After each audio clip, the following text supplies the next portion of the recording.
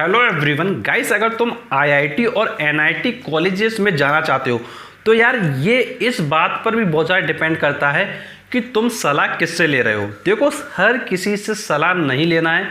देखो, एक्चुअली होता क्या है कि काफ़ी स्टूडेंट्स होते हैं जो हर किसी से सलाह लेने में लग जाते हैं कि यार मेरा आईआईटी में हो पाएगा कि नहीं हो पाएगा, क्या मेरा एनआईटी में हो पाएगा कि नहीं हो पाएगा।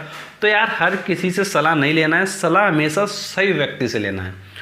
तो यार देखो, तुम सोच रहे होगे यार इससे क्या फ़र्क पड़ता है, तो यार इससे बहुत चीज़ें फ़र्क पड़ती हैं। तो ये समझना तुम्हारे लिए बहुत ज़्यादा इंपॉर्टेंट है। तो चलो मैं तुमसे बात करता हूँ। जैसे तुमने अपने पेरेंट्स से पूछा, सपोज करो क्या मेरा आईआईटी में हो जाएगा, क्या मेरा एनआईटी में हो जाएगा, तो वो तुमसे क्या कहेंगे? तो वो तुमसे कहेंगे कि बेटा अगर तुम मेहनत करोगे तो बिल्कुल हो जाएगा। वो तुमसे ये कहेंगे। वो अपनी जगह बिल्कुल सही है, वो बिल्कुल भी गलत नहीं है, ठीक है। अगर तुम इसी जगह किसी एक नॉर्मल पर्सन से सलाह लेते हो, जैसे मान लो तुमने किसी मजदूर से सलाह ली, तो वो अपने पॉइंट ऑफ व्यू से वो भी ये कहेगा बेटा पढ़ो और अच्छे से पढ़ो, अच्छे से सफल हो जाओगे। देखो, अगर तुम बात करते हो एक एजुकेटर की, तो भाई तुमको एजुकेटर क्या सलाह देगा? तुमको एजुकेटर ये सलाह देगा कि भाई कंपटीशन कितना है उस एग्ज़ाम में, तुमको कैसे पढ़ना है, तुमको क्या पढ़ना है।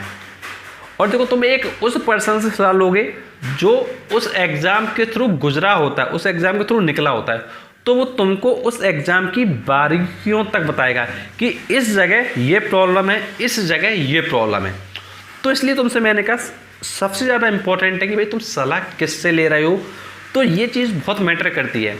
तो देखो, अगर कोई पर्सन उस एग्ज़ाम से निकला है, उस एग्ज़ाम के थ्रू निकला है, उस एग्ज़ाम के प्रिपरेशन किया है, तो वो तुमको बहुत अच्छे से गाइड कर सकता है कि उस एग्ज़ाम में क्या चैलेंजेस हैं, किन चैलेंजेस की वजह से स्टूडेंट उस एग्ज़ाम में आगे नहीं निकल पाते और किन चैलेंजेस को बीट करके स्टूडेंट्स आगे निकल जाते हैं।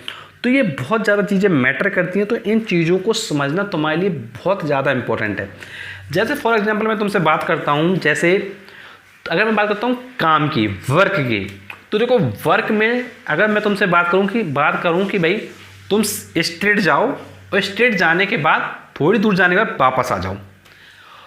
तो अगर इस सिचुएशन में अगर मैं आपसे कहता हूँ भाई वर्क डन क्या होगा, तो तुम बोलोगे सर मैं आगे गया और फिर वहाँ से वापस उसी जगह फिर आ गया, तो इसका मतलब डिस्प्लेसमेंट 0 हुआ। तो वर्क डन होता है फोर्स इंटू डिस्प्लेसमेंट, तो वर्क डन हमारा 0 आ गया। तो तुम ये बोल दोगे, तो तुम्हारे अकॉर्डिंग वर्क डन क्या है? 0।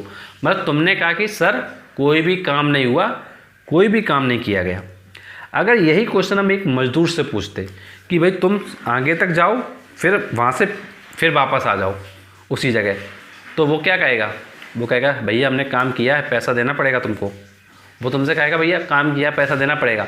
तो उसके लिए काम हुआ ना, लेकिन वो भी काम कह रहा है और तुम भी काम कह रहे हो। तुम कह रहे हो भैया कोई काम नहीं हुआ, वो कह रहा है काम हुआ, मजदूर। तो भाई देखो, मजदूर जिस काम की बात कर रहा है उसके लिए जो काम सब यूज़ हो रहा है वो उसकी मजदूरी यूज़ हो रही है, उसका वो वेजेस यूज़ हो रहा है। तो मजदूर के लिए काम क्या है? उसका वेजेस। तो देखो, वो अपने वेजेस की बात कर रहा है। तो एक्चुअल में अगर हम बात करते हैं अकॉर्डिंग टू फिजिक्स, तो भैया 0 वर्क डन होगा। लेकिन अकॉर्डिंग टू हम बात करते हैं मजदूर, तो भैया 0 वर्क डन नहीं होगा, उसके लिए तुमको पैसा देना पड़ेगा जो भी उसकी मजदूरी होगी। तो कहने का मतलब है चीज़ वही है, लेकिन उसके सेंस पर्सन टू पर्सन क्या वेरी कर जाते हैं। तुम वो चीज़ किससे पूछ रहे हो और उस चीज़ का क्या मीनिंग है। मजदूर के लिए काम का मीनिंग है सिर्फ उसकी मजदूरी, और तुम्हारे लिए जो वर्क डन है वो तुम्हारा लिए मीनिंग है तुम्हारा फिजिक्स का क्वेश्चन। तो इसलिए तुमको मैं कह रहा हूँ कि भाई देखो, नज़रिया हर किसी का उसी सेम चीज़ के लिए क्या अलग अलग हो सकता है।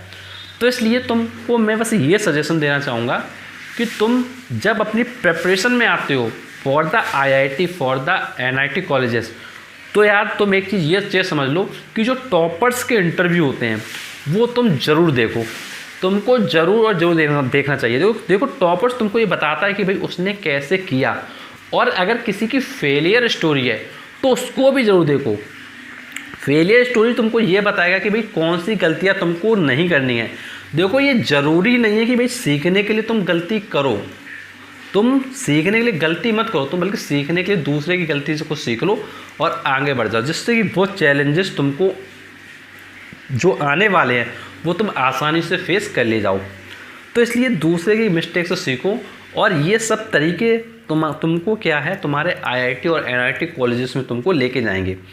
और देखो जो बच्चा ऑलरेडी एग्ज़ाम को पास कर लेता है, जो टॉपर बन जाता है, तो यार वो तुमको जो भी चीज़ सिखाने वाला है वो तुमको एक पॉजिटिव डायरेक्शन में सिखाने वाला है। और जो बच्चा इन केस फेल हो गया है, कोई अपनी फेलियर स्टोरी ऑन यूट्यूब बता रहा है, तो यार वो भी तुमको पॉजिटिव चीज़ें सिखा के जाएगा कि भाई तुमको कौन सी चीज़ों को अवॉइड करना है, कौन सी चीज़ों को उठाना है। बिकॉज यार वो दोनों पर्सन, एक टॉपर वाला एक फेलियर वाला, दोनों ही उसी स्टेजेस से गुजरे हुए हैं। तो यार वो तुमको काफ़ी बेटर अप्रोच क्या है समझा पाएंगे। तो इस चीज़ को जरूर ध्यान रखो। और जो तुम्हारे एजुकेटर्स होते हैं यार, उन एजुकेटर्स में भी तुम ये एक चीज़ ये जरूर चेक करो कि भाई जो एजुकेटर्स हैं उनकी क्या क्वालिफिकेशन है, क्या वो उस स्टेज से गुजरे हैं कि नहीं, क्या वो सिर्फ क्या है नॉर्मल डिग्री लेकर एजुकेटर बन गए। देखो एजुकेटर भी आज की डेट में तुमको मालूम है अनगिनत हो गए हैं। तुम ऑनलाइन उठा लो, तुमको न जाने कितने एजुकेटर मिल जाएंगे। तुम ऑफलाइन में चले जाओ, न जाने कितने एजुकेटर मिल जाएंगे।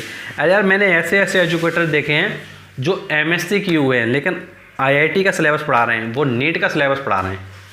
तो यार देखो अगर मैं अपनी ओपिनियन की बात करूं तो भाई तुमको देखो एक वो पर्सन बहुत अच्छे से समझा सकता है जो ऑलरेडी उस फील्ड से गुजरा हुआ है। जैसे फॉर एग्जांपल कोई पर्सन क्या है, उसने 11th किया, 12th किया, उसके बाद उसने क्या बीटेक किया हुआ है, तो वो तुमको ज़्यादा बेटर वे में और ज़्यादा उसकी बारीकियों तक समझा सकता है। इसका मतलब ये नहीं कि भाई तुमको एमएससी वाला नहीं समझा सकता। देखो एमएससी वाला तुमको आंसर बता सकता है, लेकिन उसके अंदर की जो बात होती है वो तुमको वही पर्सन बता पाएगा जो उस रास्ते से गुजरा होगा। तो इसलिए तुम क्या है जो भी टॉपर्स हो उनको डेफिनेटली सुनो, जो उस एग्ज़ाम के फेलर हों, जो अपनी स्टोरी शेयर कर रहे हो ऑन यूट्यूब वगैरह या तुमको पर्सनली बता रहे हो, तो भाई उनकी बातों को भी बहुत अच्छे से सुनो। और जो तुम्हारे लिए कंक्लूजन आता है उन चीज़ों को फोकस करो। और जो तुमको एजुकेटर बताते हैं, जो क्वेश्चंस करने के तरीके बताते हैं, उन क्वेश्चन करने के तरीक़ों को सीखो। अगर कोई शॉर्ट ट्रिक है तो उसको सीखो। इससे तुम्हारे जो मार्क्स हैं वो डेफिनेटली बहुत इम्प्रूव हो जाएंगे और तुम्हारे लाइफ में जो तुम्हारा टारगेट था फॉर द आईआईटी एनआईटी वो डेफिनेटली तुमको अचीव होता हुआ दिखाई देगा। तो यार अगर तुमको कोई भी प्रॉब्लम होती है, कुछ भी तुम पूछना चाहते हो, तो यार नीचे तुम कमेंट करके पूछ सकते हो। और देखो वीडियो एंडिंग से पहले तुमको मैं बताना चाहूँगा, अगर तुमको देखो आईआईटी एग्जाम से रिलेटेड और वीडियो देखना है तो तुम प्लेलिस्ट में जा सकते हो। तो तुमको प्लेलिस्ट दिखाई देगी आईआईटी जेईई के नाम से। उस प्लेलिस्ट में जाकर तुम क्या है आईआईटी जेईई के सारे वीडियोस देख सकते हो। देखो एक प्लेलिस्ट है तुम्हारी आईआईटी जेईई 2023, उसमें क्या है 2023 एग्जाम के रिगार्डिंग सारे वीडियो हैं। और एक प्लेलिस्ट है IIT JEE NEET exam board exam, उसमें क्या है तुम्हारे आईआईटीज़ के रिलेटेड वीडियो जो तुम्हारे इन्फॉर्मेटिव टाइप के होते हैं, जो जिसमें तुमको स्ट्रेटजी वगैरह सीखना होता है, तो उसमें उस टाइप के वीडियो हैं। तो तुम दोनों प्लेलिस्ट में जाकर काफ़ी अच्छे से सारी चीज़ों को सीख सकते हो। और कुछ भी तुमको प्रॉब्लम होती है तो नीचे कमेंट बॉक्स से कमेंट करके पूछ सकते हो। और अगर कोई भी तुमको प्रॉब्लम होती है तो तुम नीचे कमेंट बॉक्स पे कमेंट करके पूछ सकते हो। और आपसे मैं मिलता हूँ नेक्स्ट वीडियो में, तब तक के लिए थैंक यू सो मच।